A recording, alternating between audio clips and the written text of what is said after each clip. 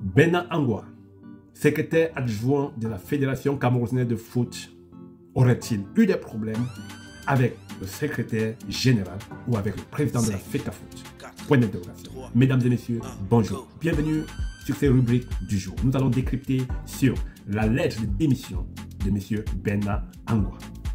Comme vous le savez si bien, M. Bena Angwa, ancien Lion indomptable, ancien coéquipier de Samuel Eto'o-Fils, la légende, ils ont joué longtemps ensemble et ils n'ont jamais eu de problème.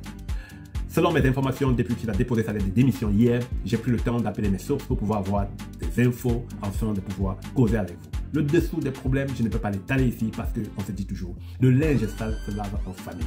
C'est bien vrai qu'il a publié sur la toile, moi je condamne cela. Il aurait dû, avec son coéquipier, ancien coéquipier, sa hiérarchie qui est son patron, M. Samuel Eto'o, arranger ce problème in-off et ne pas afficher la lettre. Mais comme vous le savez si bien, nous sommes dans un pays où il y a des personnes qui poussent les autres vers le suicide. On a préféré lui demander de publier pour alerter l'opinion publique. Ce n'est pas la bonne marche. Je condamne déjà cela. Alors, M. Samuel Eto'o et M.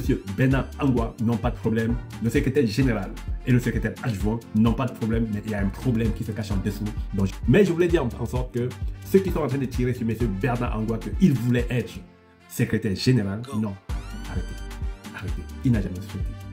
Il n'a jamais souhaité. Déjà que j'ai adressé un communiqué chez lui pour pouvoir l'écouter en live avec vous, si c'est possible.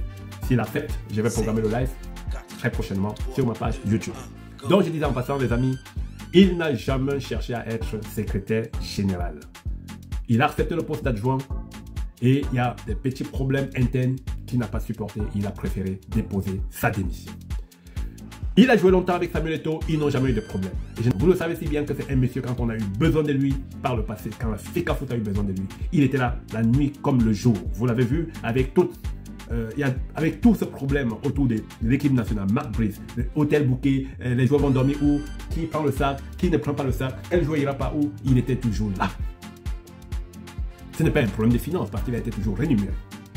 Donc je voulais dire à tous ceux qui veulent vraiment savoir le dessous de ce problème, que j'ai le dessous, mais je vais l'étaler plus tard, quand il va falloir l'étaler. Je suis fan numéro 1 de Samuel Eto'o. Il y a certains problèmes internes qu'il faut fermer, garder et attendre le moment opportun pour pouvoir en découdre avec ceux qui veulent savoir la vérité. Il y a beaucoup de choses que j'ai actuellement dans mon disque dur que je garde pour ne pas encore publier.